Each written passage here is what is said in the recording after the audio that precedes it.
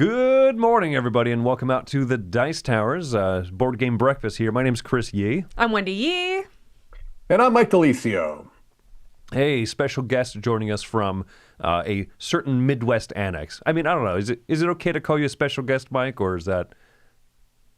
No, it's not okay. I'm just Okay. a Dice Tower guy. I'm one of the Dice Tower people. I just happen to be, for the time being, a couple thousand miles away from the two of you right now. But if you want to call me a special guest, I'll take the honorific, but it is not necessary. I think for breakfast, you're special. Yeah, that is true. I bring a certain je ne sais quoi to any morning time meal, I think. Yeah, that nice Indiana touch. So, I mean, incidentally, we're talking a bit about Gen Con today and stuff, how all that went and everything. So, why not bring Mr. Gen Con himself, the person that the convention was named after? Is that what you've told me in the past, Mike? Gary, Indiana? That is, well, no. I'm not, Gary is not my name. It's not even my middle name. No, Gen Con is not. I'll let you off the hook, Chris. It was a joke.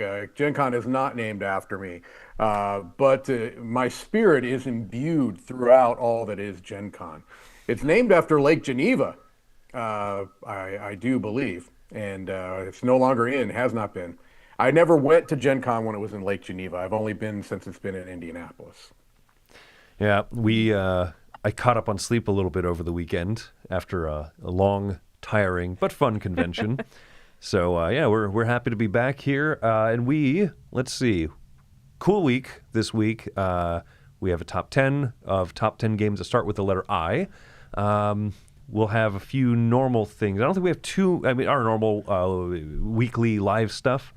But I believe that starting next week, is going to be the live top 100s with 1, Camilla, 2, Joey, 3, Wendy. 4, Chris. And me. But yeah, so that's going to be one of the things starting up next week, which means I have to start coming up with my list. You haven't started at all? I don't know. That was copy-paste last year's. My list is no one done. will notice. No, my list is not done yet. Are you doing the pub meeple method, or are you doing some type of a hybrid like I do, which is start with my last year's list, then pub meeple, then add in new stuff, then pub meeple, then consult the oracle stones, then do the tea leaves? I like the tea leaves. I'm a big fan of that. I cast the rune sticks like the Vikings did. Yeah. Yeah. No, I take my last year's list, including like the extra 25 that didn't make it, and then I throw in everything new I played this year, and then I just kind of start from scratch and start moving things into quadrants. Is this like top 25, bottom 25, one of the middle 25s? Yeah, that's a point that I've reached. Now I have to actually like itemize it all. Yeah. Got it. Yep, so it's a bit of work, but it'll be fun.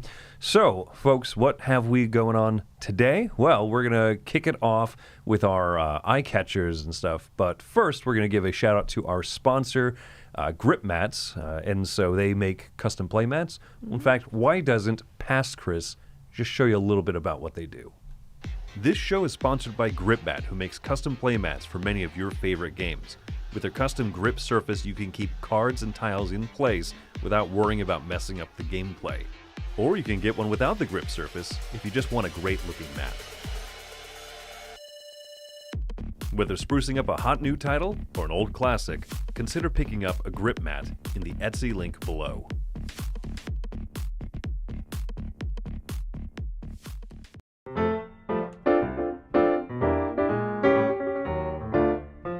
We both have deep regrets for not playing Deep Regrets sooner. This is Deep Regrets. It's push your luck game about fishing. Yes, as indeed all fishing games are. Very difficult to make a modern fishing game without it having an element of luck to it, because that is the nature of fishing. And hi, I'm Stella And I'm Tarrant. from Maple University. So this has got a dice rolling, obviously luck-based, that's okay. Fishing is luck-based.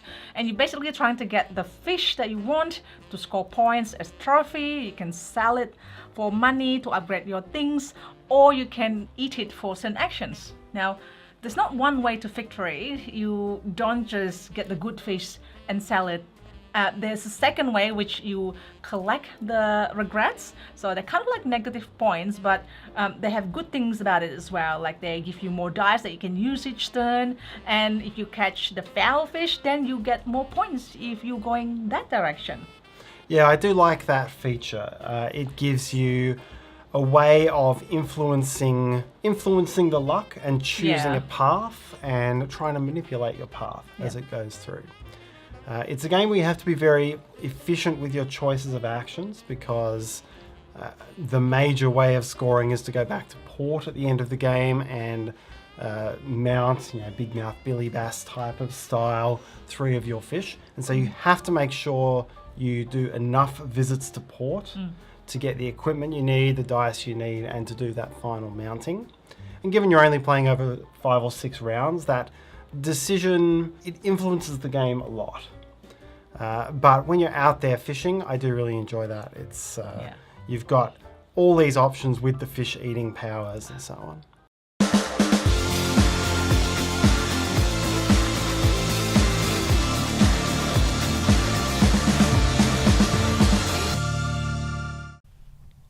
Hello and welcome back to Eyecatchers. So this is where we talk about something in the news, something interesting, where, not that, obviously. Sorry, you occasionally gotta get a little Ace Ventura. Do you have an out of itch? you. Like, is there a problem? Do we need to get you drops? I'm so confused.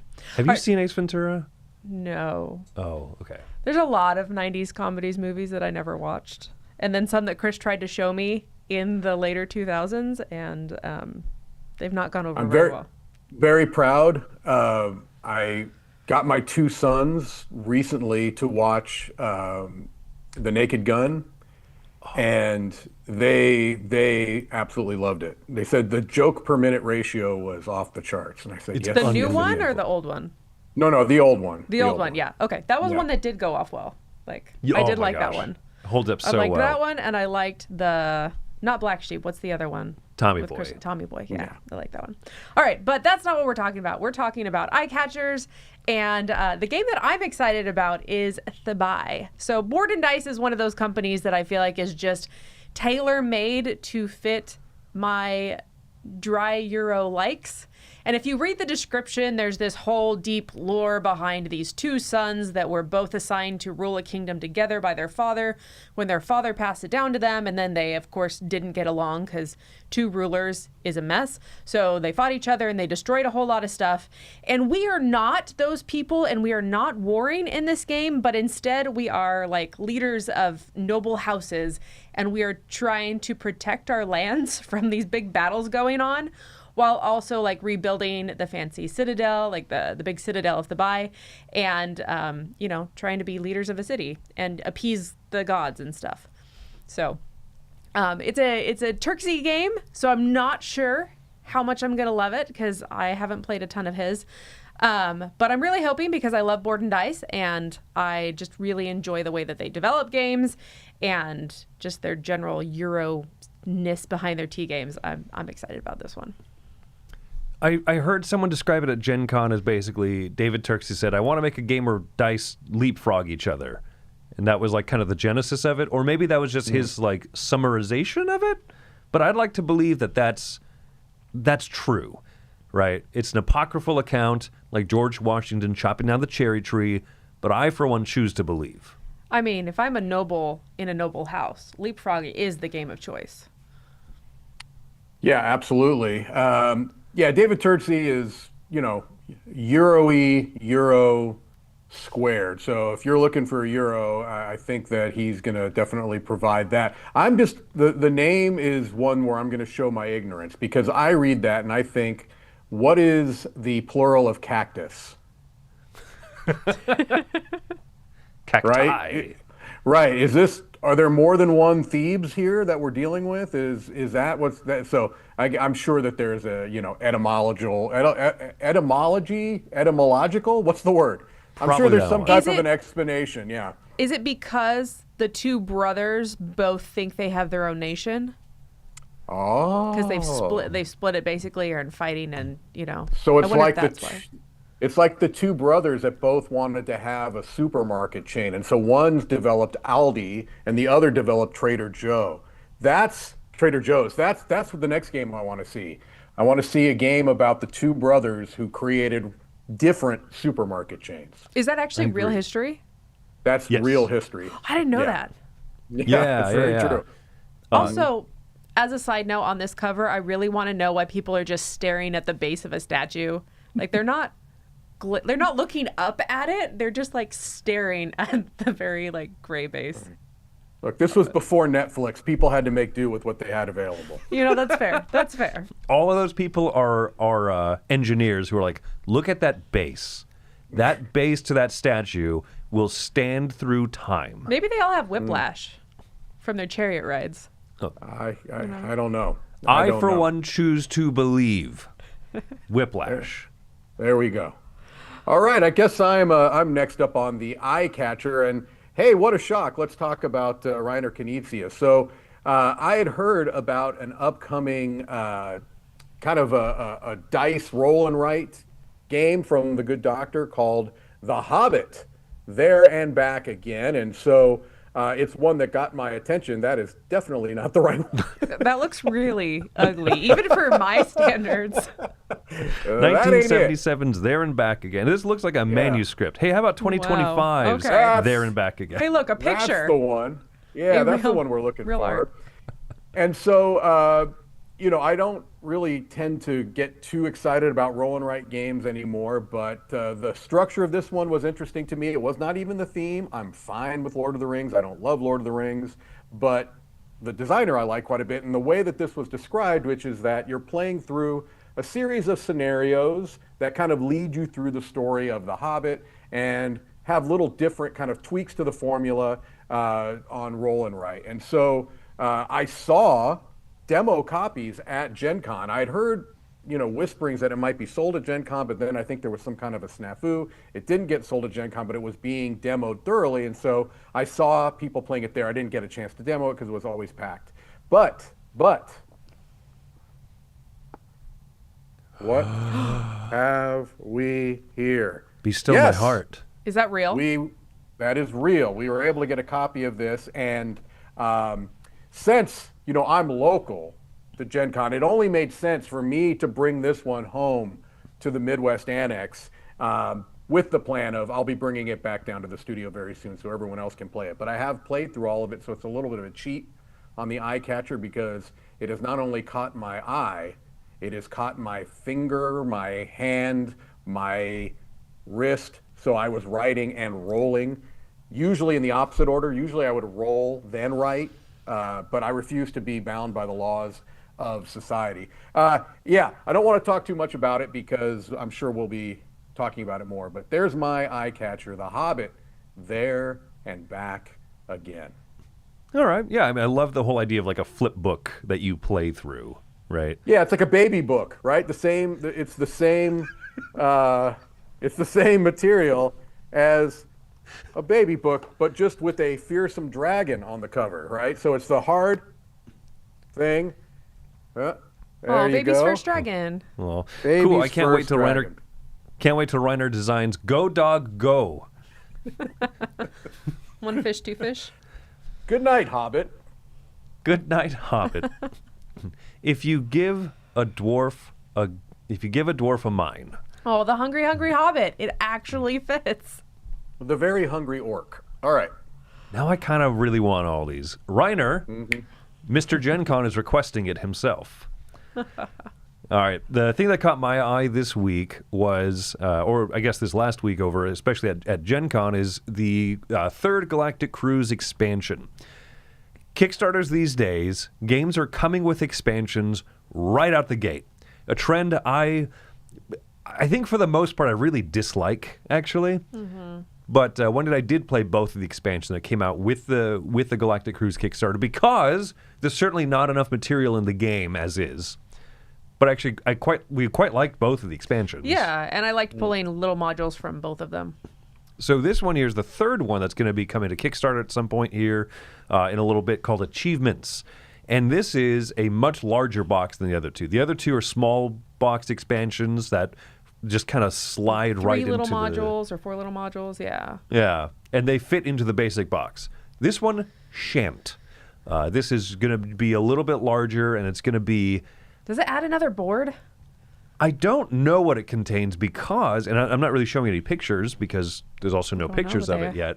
But what it is it has like multiple tuck boxes within the expansion, and you unlock modules over the course of play.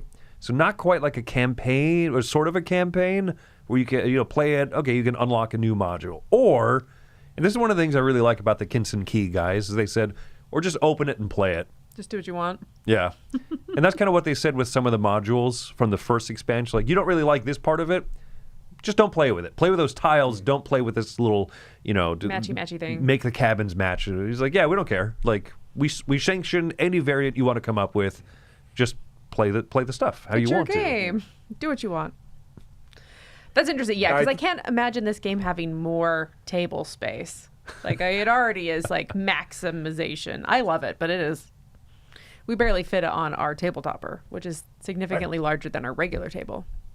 I do appreciate you don't have to ask yourself, what is this expansion adding? What do you mean? It says achievements. It's like, oh, I guess they're adding achievements to the game. You know what I'm saying? Okay. It's like, yeah, okay, I don't have to it's not some nebulous thing. It's like, yeah, you're getting some achievements. What if there are no achievements in this game? Like, what if they're just like, then your business achieved 6 glory? Generic. Yeah, that's going to be a problem. I'm going to have a personal discussion with the Kinson Key folks if that's the case. Although your corporation made it onto the S&P 500. I personally, as much as I would like to see achievements, like an achievements module in this expansion, I want to see Mike dress down Kinson Key at next Gen Con. Do you know who I am? I'm Mr. Gen Con. Give me achievements. Which one's Kinson and which one's Key? Get them both over here right now. Kinson, Key, and Peel games. Oh, yeah. I mean, the base game already has achievements, right? There's those 3 that you're racing towards. Those are corporate goals, Wendy. How dare you degrade them into simple achievements? I don't speak the synergy language. I apologize. That's all the corporate mumbo-jumbo talk. Lingo. All right. Well, there you go. Those are Eyecatchers for the week. We're going to jump to some contributors, and then we'll be back. Hi, everybody. Hello, we are Ryan and Bethany. From Ryan and Bethany, Board Game Reviews. All right, today we're going to be talking about Diatoms. This is from 25th Century Games. And it is designed by Sabrina Koliba. All right, so this is got one of the weirdest and most unique themes I have ever heard of in a game. We as board gamers love weird, unique themes, so I think you're going to want to pay attention to this one. All right, this is a real thing that happened in kind of the Victorian era, late 1800s, early 1900s, where basically these scientists and artists would get together and they would make these mosaics, these tile pieces, but not out of normal tiles or things that you would think of. This is out of microscopic bacteria and one-celled organisms and things like that. So they are making these mosaics and these patterns on a microscopic level, so that you literally have to view them with a microscope, and they have a contest and all kinds of things, and that's what you're doing, is you are building this microscopic tile mosaic kind of thing that you have to view through a microscope. There are these guest judges that come out, and they're going to judge your diatoms based off of how much they fulfill their categories. There's a whole bunch of different ones. Each one has a different scoring parameter, and they're double-sided, so you might have the nice side where they love you and shower you with points. The other side is the persnickety side of the judge, and they are going to punish you if you don't do what they like. So there's 2 sides. You can kind of match your 2 sides of how you like to play. I do think it's really funny in the back of this rulebook. It says diatom mosaics are real. We're not making this up, guys. It's so weird how I can see that people would think that. Yes. What's really neat about the board is that it's really nice and recessed, and that it also lets you know in all the places there's 2 different pieces, 2 different sizes, I guess, that can fit in there, and it lets you know what it is, and it outlines it for you. So even though it seems like it's going to be busy, the board actually isn't very busy, and it's very clear to see as you are placing tiles in order to draft the tiles to put on your player board. I just like that even though it looks like it could be a very busy game with all these different colors and all these different shapes, they arranged it in such a way where it wasn't overwhelming to look at all. This game kind of had two stages to it. There's first kind of this public tile laying board. You would lay tiles out there, and then based off how you laid your tiles, that would tell you what kind of income you earned in terms of these small little tiles that you would lay on your own personal player board. So you had a personal, or you did the public board over there, and then you had your private board as well. The two halves to your turn. I thought that was kind of a cool way to kind of draft as well as give you the things you needed in order to build your diatoms. Well, everybody, if you want to hear more from us, you can find us on YouTube. We are Ryan and Bethany Board Game Reviews. Everybody, this is Ryan. Bethany, hoping you have a happy, healthy breakfast. Bye everybody. Guys. Happy breakfast, everyone. Today I'm here to talk to you about Cat in the Box Deluxe Edition, although, to be honest, this is kind of like the regular edition that you'll find in stores and online. This is a trick-taking game with a twist. Yeah, we've certainly not heard that one before. But I don't know whether we've heard this twist before. I certainly can't think of any. In this, you are playing cards into tricks. If you've not played a trick-taking game before, the way they sort of work is one player will start it off with a suit, let's say it's the 4 of hearts.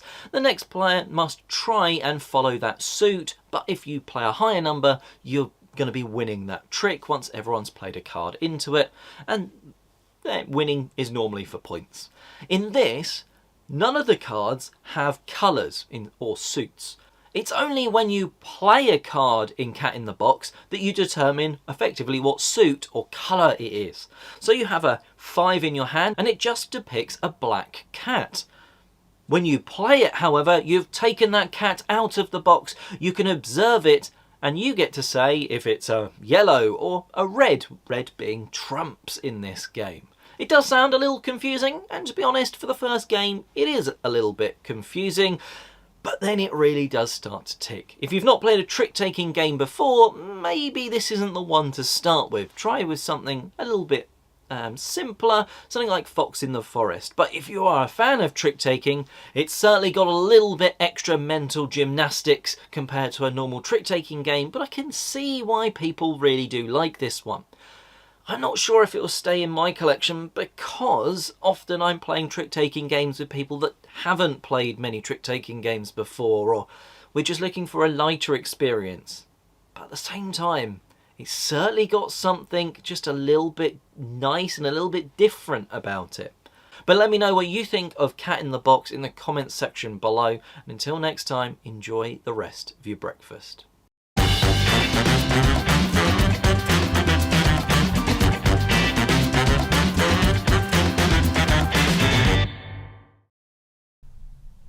All right, it is time for our top 10 list, and this is where we said we're going to be talking about Gen Con.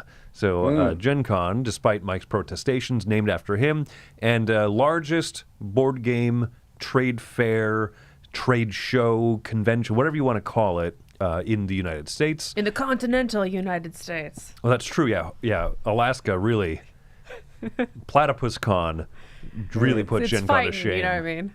Yeah. Shout out to Platypus Con. Okay, so while we're there, one of the coolest things to do is to walk around and just see the overwhelming displays, the booths, the rooms, I feel like it's just kind of gotten more elaborate over the years. I don't know if you'd agree with that. Yeah, I feel like it has. I still feel like Essen, by sheer volume, has slightly more of an impressive set of booths, but Gen Con is certainly hot on their heels. We'll talk a little bit about, I think, one of the reasons why. One of the reasons I think that Essen charges less, or like the company they have that does the stuff there charges less for tables and chairs and displays. So I think that Essen tends to have a little bit more of a unified display to each of the booths. But we wanted to give a huge shout out in this top 10 list to the people that really went above and beyond of making Gen Con just so cool looking. So let's go ahead and start top 10 cool booths that we saw at Gen Con. I'll start off here. Number 10 on the list here is the Van Ryder booth. Their Final Girl haunted house display photo booth / mega what do you call it? Like demo room. Yeah. Was just so impressive. Like these pictures don't do it justice, unfortunately, but like it was a legitimate haunted house. They had people in costume walking around the entire hall. There were multiple Huns, the pig-faced killer mask people walking around with butcher knives and stuff. And I think a few of them were even hired by Van Ryder. A few of them brought delicious beverages to the Dice Tower booth as well. They did. They did. We got death soda, whatever it was called. Liquid No, that death. was Dr. There we Pepper. Dr. Pepper. Oh, sorry. Dr. That's it. You're fired, Mike. We have Mountain Dew or crab juice. Ugh. Ugh. I'll take the crab juice. Anyway, this booth was awesome. Yeah, it was a really cool booth. Those tables were filled constantly, and they had a large number of demo staff there that were just helping people play through whatever Final Girl stuff there was set up, and they were showcasing that killer there on the left. What was it? Not Scream, Screech? Shriek, I think. Screech was a pretty cool new killer to add to the list. Was it Screech or Shriek? It was Shriek. The Shriek, Scratch. Okay. You were trying to do a Saved by the Bell thing. Got it. Yes. So there have been jokes for years, usually at my expense, talking about how there should be a solo games convention where there's just a bunch of people sitting next to each other playing solo games. Well, you know what? Shut up. There it is. There you go. It's right there. It works. It's busy. Or you could do the Joey style and just own 4 copies of this game and have everyone play the same game at the same time together and see who won the quickest. I guess, yeah. I guess. Yeah. Who didn't die? Yeah. No, this is a good one. And as a shout out to the vlogs that we all record, but Chris puts a lot of time into. If you look in the vlogs, a lot of these pictures actually come from there. And so if you want a little bit more of a view of what this was actually like, you can peek at one of those. Yep. Do you remember which day? Not at all. Nope. Watch all 5, 7 of them. It all blurs road together. Trip, set up, and then days 1 through 4. So I think there were like 6 Gen Con vlogs, but they're a lot of fun. All right, I'm next. So the booth that I was excited about when I came across was the Monumental Hobbies, or Monument Hobbies, yeah. And so this booth I was looking at, and what was really cool is that it's a booth that they sell paint, and I've never used this paint. It actually, but it's supposed to be a very, very good quality paint. And to prove it, they have a little section where they have a bunch of primed black miniatures, and they're like, try our paint. Like, pick a color, put it on the black, see how it works. And I think that that's such a cool sales tactic to be like, hey, try this out and see, is it as opaque and as wonderful as we say it is? And I'm like, yes, that's really cool. So I thought that was a super cool booth. And Tom's daughter's been painting an office recently, and she has these, and I'm a little bit jealous because she has a whole set, and it looks great. From what I understand about painting, which I think Mike and I are maybe on the same level, yellows are awful, and they're never opaque enough. Yeah, they're super streaky. Like, colors will show through, usually yellows and light greens. And then whites are usually really chalky because the material that they use to put in whites are really chalky. And so these are supposed to not be any of those problems. That's what I hear. So, yeah, sounds like a great booth. Non-chalk, non-streak. That's next level technology right there. Oh, yeah, that's some tasty food right there. That's how I live my life. That's Non-chalk, correct. non-streak Chris.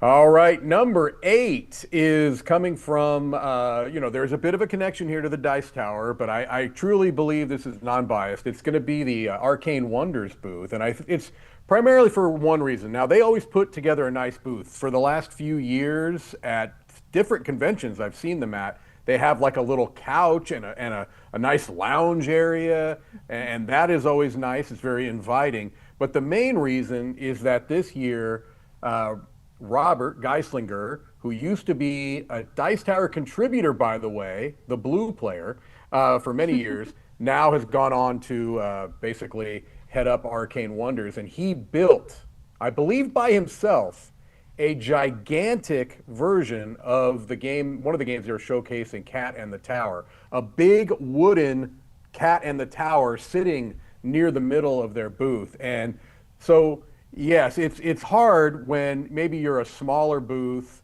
You don't get the opportunity to do this. And Mahir he's shouting me out right now. Enough You better about believe it.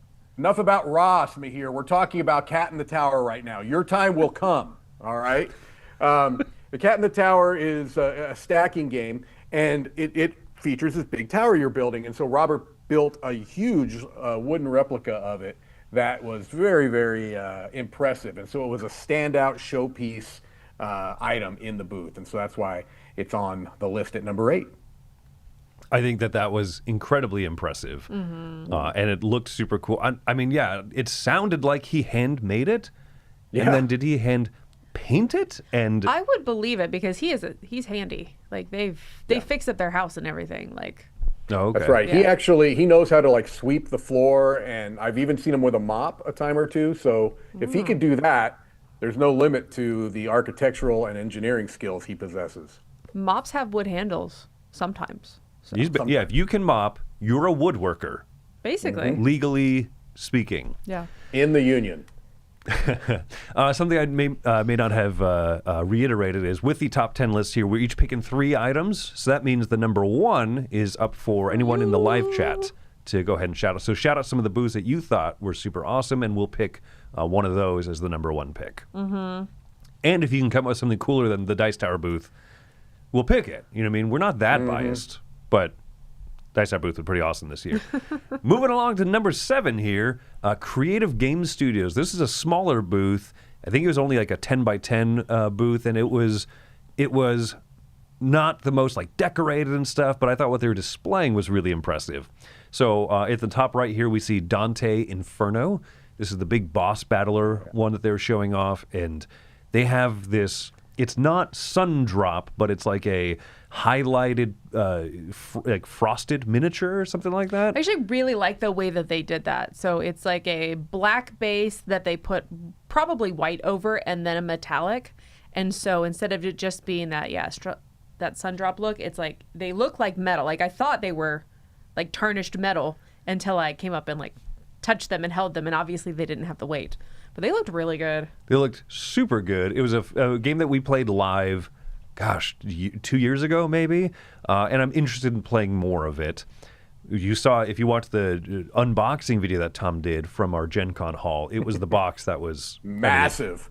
I can't even display and frame how large it was. It won't fit on one of the Dice Tower shelves. It's that big. Yeah. But they're also showing off another upcoming game they have, Berserker, I think it was, which, if you look at this picture, it's like a cooperative boss battler type game that uses a Mancala mechanism like Ostia or Crusaders. Mancala. So I don't care anything else about it. The minis, yeah, they look cool, whatever. I want a cooperative boss battling Mancala game. So that one, that one certainly caught my eye. Oh, this is not Eyecatchers. That one's certainly number 7 to my list. I haven't played Ostia. Does it also do the triangles in the Mancala mechanism? Yeah. Okay. It's so good. I think you would like it because of how much you like Crusaders. And Ostia is a little bit of a fuller feeling game. Yeah. And that's fine. They both have a very similar central mechanism, but the games that that mechanism supports are different, and they're both very good. We shall see. All right, this to you. Oh, it's me. I was all excited about that. Okay, next up on my list is kind of a cop-out because I didn't want to pick one booth, but there were just some really cool dice towers at Gen Con. Oh, there were a lot of dice towers this year. You're right. There were. So the Luthier dice... You didn't even pick ours. I was leaving that for the chat until you told them they weren't allowed to. So the Luthier dice tower is this music box, basically. So it uses like some sort of music box mechanism that plings a little plingy thing, and it sounds amazing. So when you drop your dice in, it's just like this bum bum bum bum or whatever. I don't know what the actual notes are, but it makes this very like happy, rewarding, joyful sound that I feel like should be in a Zelda game. And it's amazing. And so you could come up to the booth and you could just like roll dice and just feel the joy coming out of your brain as you hear those sweet tones. Thinking about that really quick. Thinking about that, I was just thinking, because it's very happy, joyful tones. I was just thinking how great it would be to use that dice tower in games where dice rolls equal like disaster or death. And so you're dropping the bling, bling, bling, and everyone just dies. I think that would be fantastic to do that. The Lord of the Rings pandemic. Yeah, and you wipe out half of the forces. Sorry, go ahead. And Yes. Nazgul ate your face. Yeah. I love it. I love it. The other one was this giant dice tower that was in the Gen Con coupon book labeled as the Dice Tower. And it was a different booth number than ours, but it was pretty close to us. And so we got coupon after coupon after coupon to roll our cool big dice tower that's like yay high. But instead, this dice tower was like human size. And so we're like, well, you can keep your coupon, roll our dice, and then go over to the other booth and roll the giant dice tower. But I think we had a ton of extra people that came by our booth just because they wanted to use their free coupon. It was the best marketing that the Dice Tower has never paid for. Yeah, it was That's great. right. It was great for us. Also, this dice tower looked really cool because they were like big ball size dice that you threw in. Yeah, it's almost like a basketball. Yeah. Yeah, they were foamy, right? Yeah, I think they were I like think so. foam dice. Yeah. All right, so I guess they- I'm number 5. Sorry, I stepped all over you there, Wendy. I apologize. Bring. Okay. My number 5 is coming from Bezier, and so there you go. That's the reason right there alone. Bezier over the last couple of years has gotten a larger booth space. As a matter of fact, I believe where we are now used to be the Bezier booth. And they've since moved to a larger booth, and so they have a lot of space. They have tons of demo tables, and so it's really good for that reason. You also have Jay over there, who's a good buddy and a great representative for Bezier, who's over there working, showing off games, so that's good. But look at right here. You've got a fully functional forklift sitting on the floor. Now, normally, before the convention starts, the place is lousy with forklifts. Trip and you hit a forklift and you get severely injured. But after the convention opens, you don't see forklifts around. Well, you do now in the Bezier booth. They've got the forklift that is being operated by someone who, frankly, I don't believe has the proper paperwork or credentials, but I wasn't going to be the one to say anything. But anyway, he was there with his high-vis vest. He or she, actually, I'm sorry, I don't know. I didn't get a chance to meet the worker. But I think the name's Pedro. Okay, well, look, Pedro. I'm not making that up. I asked Jay. No, I believe you. Pedro the Panda. All right, well, Pedro is holding a pallet that is doubling as a game table. Now, I don't know if people were actually playing around that table or not, but regardless, it was such a cool showpiece. And so obviously, in my picks here, I'm being, the shiny keys are attracting my attention. The big showpiece pieces are what are getting my focus here. And so this was a really cool thing. It's showing off their upcoming game called The Game Makers, as you can see prominently displayed there, which in and of itself has a pretty cool hook where it's the first game that is being made by Panda, the manufacturer, in association with Bezier. And so they've gotten tons of board game publishers to put their actual games in this game. And so a lot of people were checking that out, but also there was just a great booth space showing all that stuff off with I'm going to assume, let's just say that Pedro the Panda, maybe they did have the proper paperwork, but I would have liked to have seen it personally, just for my own safety's sake. Did Robert Geislinger also build this hand-painted? Hand-painted, wood-crafted forklift. Yeah, he may have been contracted. Who knows? Okay. No, actually, you know the story behind this, don't you? So great story. I asked Jay about it, right? Because that pallet there has like a plexiglass thing on it. It's showing as one of their demo tables.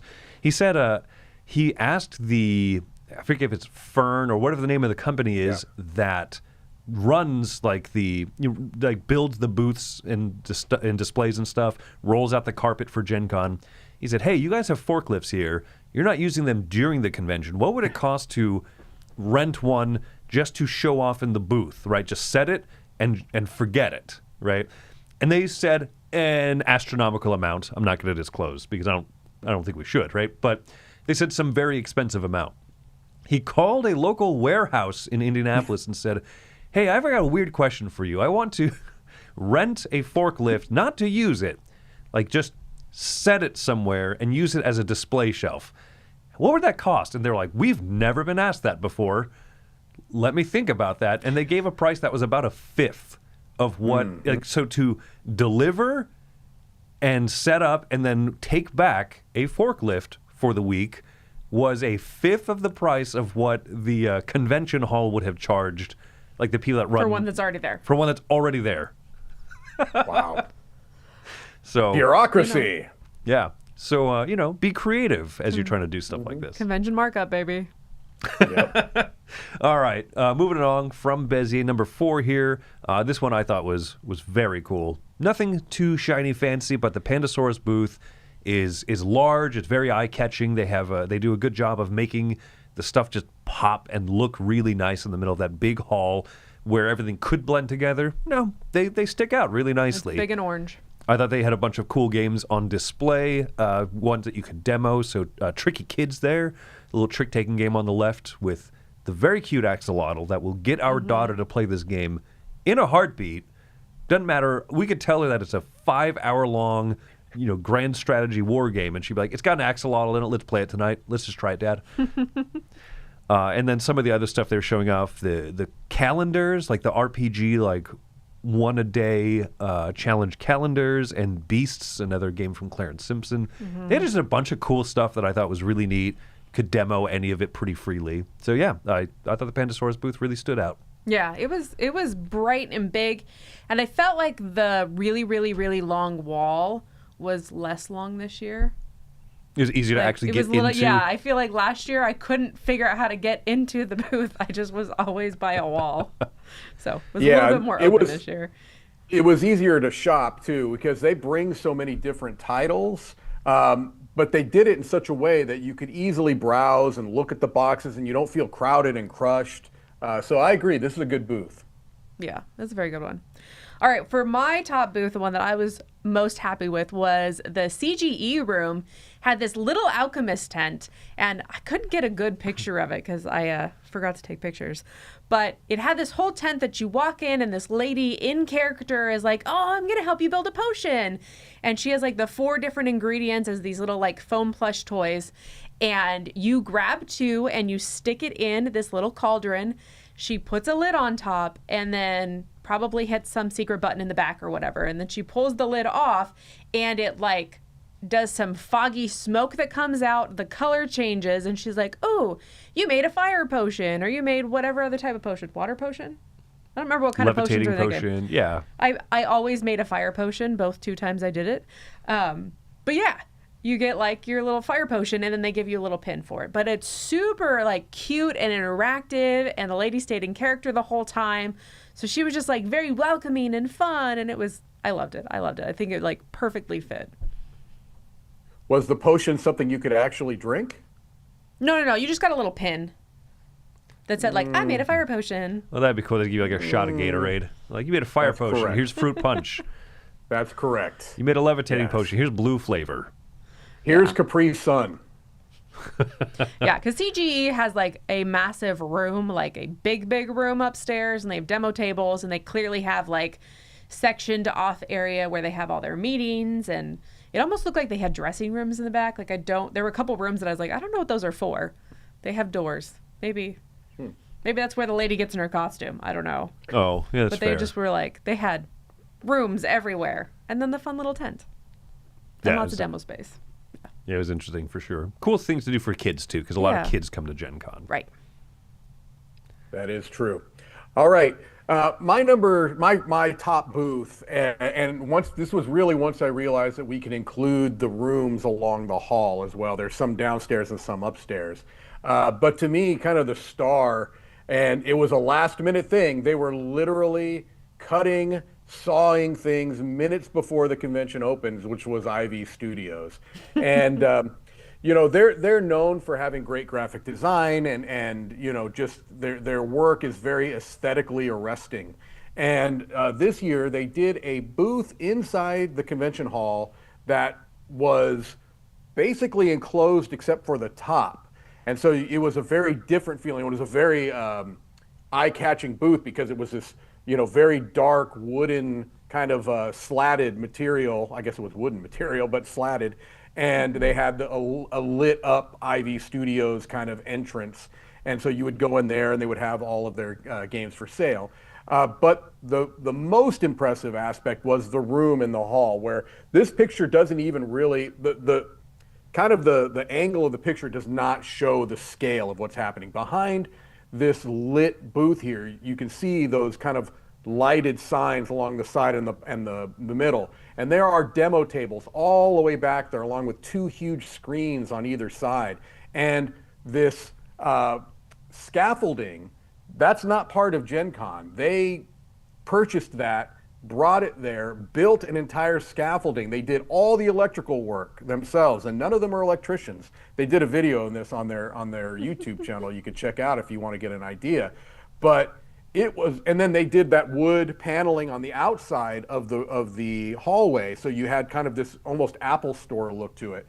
Just an incredible amount of work and effort, and wow, was it impressive to look at, because the lighting could also be colored. Right here, you're seeing it all kind of this white color, but a lot of times they would, use different hues on the colors of the lights. And all of those demo tables, they played a 72-person game of Tend in there.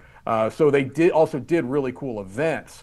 I can't speak enough to how impressive their room and booth were. Just amazing. It been going to a lot of conventions. It takes a lot to be something like, you're like, whoa, I've never seen anything even remotely like this before.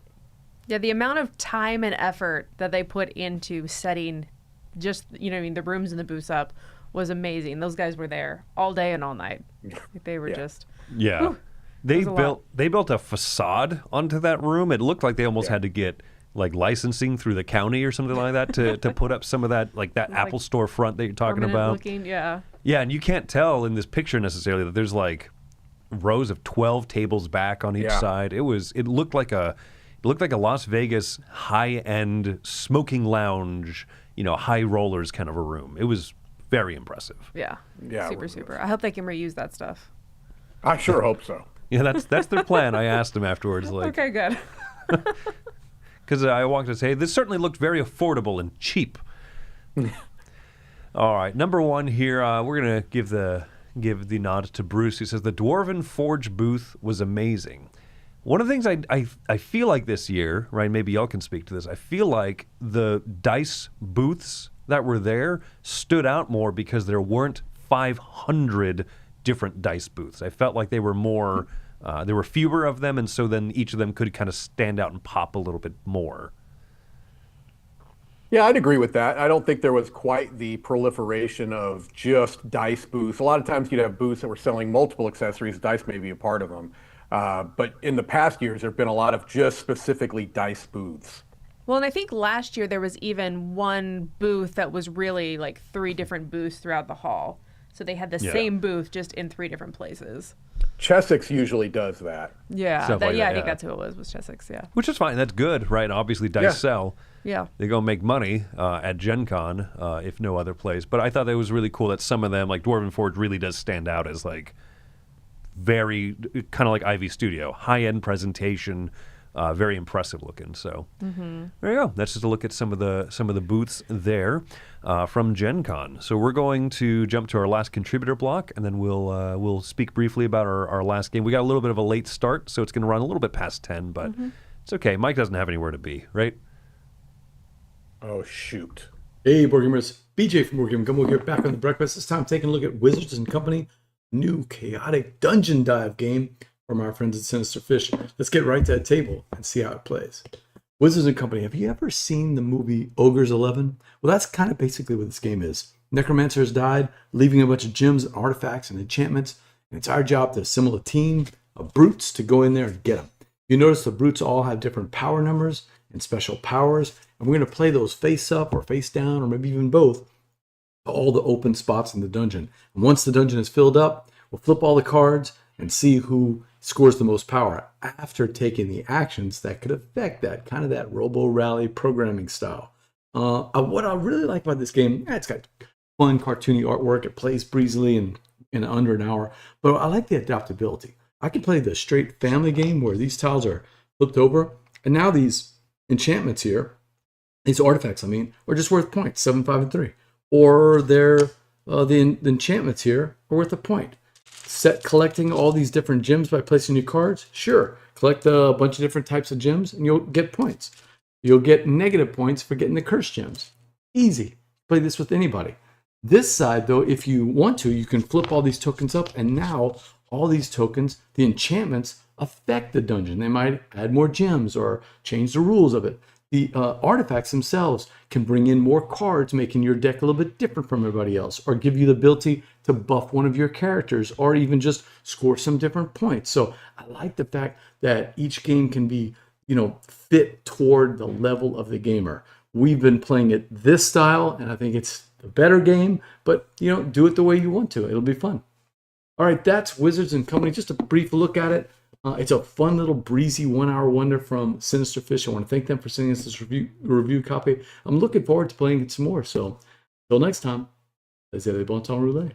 This is a segment where we take a look at a board game based on an IP. I tell you the IP and the mechanisms match. Today we're going to look at Dexter, the board game. And these are kind of the murders that you're going to go after. This is like Miguel Prado. You'll be looking for his suspect, Jorge Castillo. It'll tell you what items you need. So let me just show you Miguel Prado. 0311, so you want to go look for him and find out where he might be.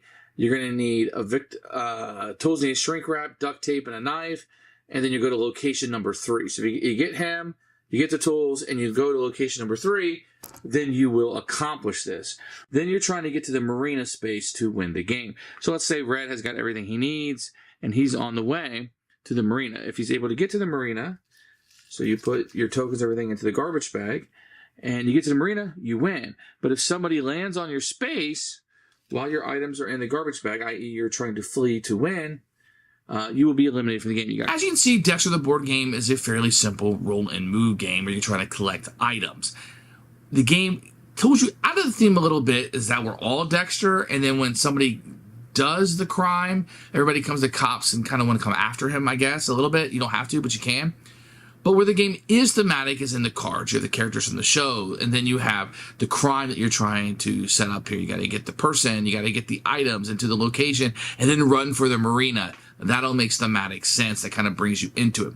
It is interesting. This is based on Dexter, the show, and Dexter, other than the word Dexter, is nowhere in the artwork. He's on the front of the box. He is nowhere in this game, other than the fact that we are him. So I think as a game, it's a mass markety, it's a roll and move. It is kind of fun how you're trying to find the people and stealing from other people. I think less players is better with this one. But as for the theme itself, they really do try hard to make it into a theme. This isn't Monopoly with just Dexter on there. You're committing the crimes, you're trying to find the people, you're moving around the city, you try not to get caught. That's all in here. So I'd probably give this a 5 out of 10 as for the theme and the IP fitting together. But as the game itself, if you're not a fan of Dexter, you probably don't want to put this one on your board gaming. What we do here is go back.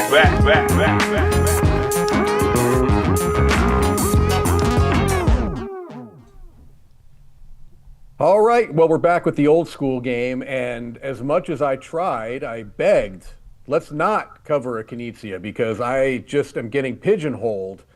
Chris and Wendy insisted that we talk about an old Knizia game, and so the reason why we're choosing Samurai today as our old school game is because one of the things that we were able to see at Gen Con was a re-implementation of this that Keymaster Games is going to be putting out called Hanami.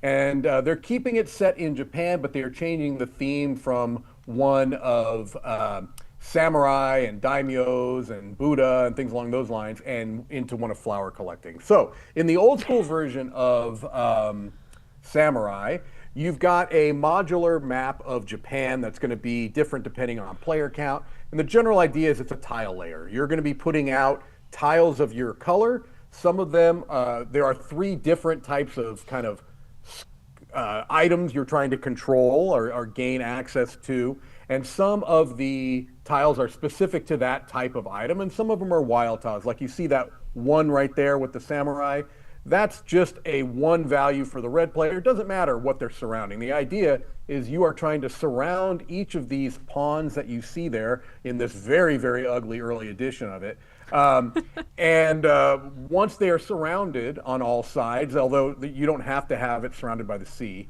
you can place a boat out there. The idea is that whoever surrounds it and has the most influence gets that piece. And then at the end of the game, which is going to be triggered when all of one type of piece, I believe, is off the board. I believe there might be one other way the game ends, but who cares? There's a game end, and then what you're going to do is everyone's going to reveal behind their screens the number of each of the 3 different pieces they have, and then I believe if you have the majority in 2 of the pieces, you win. If not, then you go to tiebreakers. And so it's been a minute since I've played it, but that's the general conceit of the game, is that you are placing tiles to surround these pieces, to have the most influence, to try to meet the scoring condition that will allow you to win the game. And so it has had multiple editions throughout the years. None of them that I physically have played have been particularly attractive looking, but there have been some in other versions of the world. Like I think we're looking at, is this the Mexican edition, Chris? This is the Thai edition. Oh, the Thai edition, yeah. That looks great. I've seen the pictures of other editions, like the Thai and the Mexican one looks really nice. But now, if you're okay with changing the theming slightly, the Keymaster games, I actually saw a physical prototype, and it looked very, very nice, the Hanami there. But Chris, you were mentioning that you've played Samurai in the app, and I'm the same way. I've played much more on the app than I have a physical copy of it. I have only played on the app. Yeah, so this is what the new edition Hanami is going to look like. That looks really pretty. Like, It really I don't does. know if the theme makes sense because it's such a, like, cutthroat, you know what I mean? Like, you're fighting over spaces game. But it is really pretty, so Yeah. maybe it's winning me over a little bit. Can we have that update on the app? I'm a little bit. Well, that's a good point. Right? That'd be nice, a nice skin to put over it. I'm a little worried that people are gonna get this and think like, "Ooh, nice serene nature game." No. No, but there's something similar with All Play though, with Pollen, right? Which is Samurai the card game. They rethemed that into a nature theme, and it's still a cutthroat game, right? So we'll Agreed. see. You're right. It may be, and it's funny. It's the same kind of game. You know, it's Samurai and Samurai the card game that are both getting rethemed into nature. So Yeah. oh wow, that's a newer edition of the app. I have not played this. Oh, you I have an have? old. No, okay, this will be mine here before, as soon as we end this stream. Oh This yeah, is no, very I really like this new edition of the app. I think it's visually very good. Pretty. I mean, it's. I've seen it go through like a few of the little updates already, so it's made it easier to like pinch zoom and all that stuff. I think it has a pretty easy tutorial for like your like legit first time playing. I think it took like 3 to 5 minutes for the tutorial. It was very short. You know, Yeah. it was very, very good. The one thing they didn't explain, which I think is one of the most critical wrinkles of the game, is scoring. That's Yeah. true. They just said, go read the rule book. Right. Oh, really? Is that right? Yeah. And it's one of those things where the scoring is you want to have majority of 2 of the symbols, but if not, if everyone who has majority in at least 1, then you count up total number of the items that you've collected, those yellow discs in this version over here. I think that this app is really solid, and I'm really happy to download it because I like this game. I've enjoyed it since the first time I played it. Maybe a decade ago, but the game goes way further back. I believe this is like a 1998 game, if I'm not mistaken. 97, 98, yeah. Now, somewhere in with there. the app being new, we were trying to do a like multiplayer online with each other because you can like set up private games, and we couldn't get that to work. And so that's not good. Yeah, so there might still need to be some bugs that they work out of this app. But the actual like play against a bunch of different AI options, like those all exist, those all work. Yeah.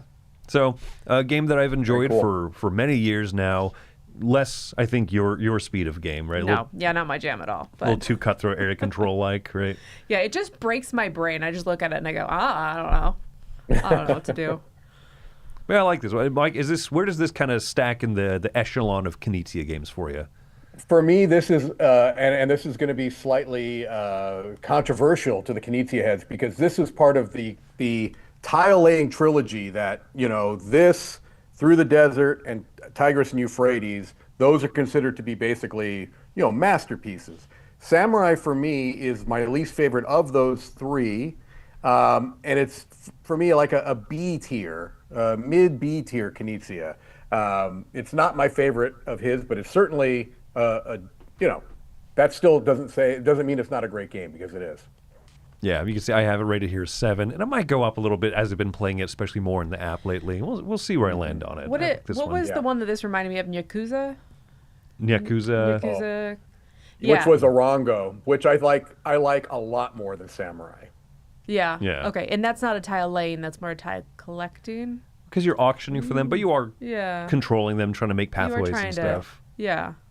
Yeah. Interesting. It's tile laying kind. Sorry, it's tile laying kind of in the same way that like Through the Desert is. It's path building and that kind of thing. Yeah.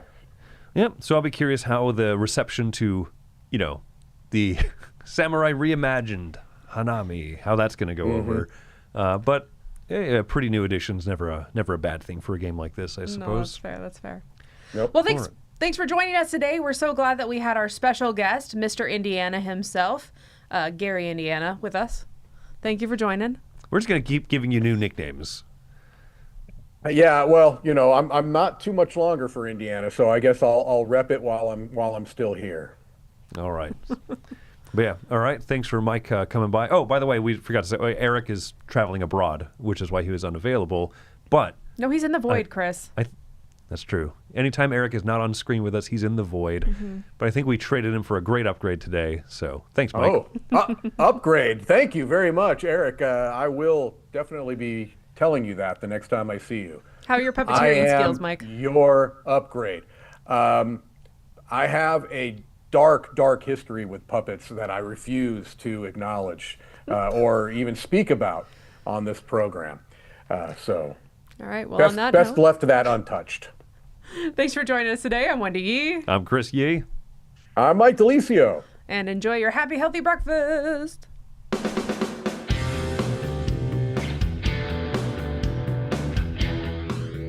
Hey folks, thanks for joining us for that video. If you haven't yet, like the video, subscribe to the channel, and hey, make sure you check out what's happening, where I'll cover an app on an iOS or a Switch device, and you can check it out along with me. Thanks very much. You've been watching The Dice Tower.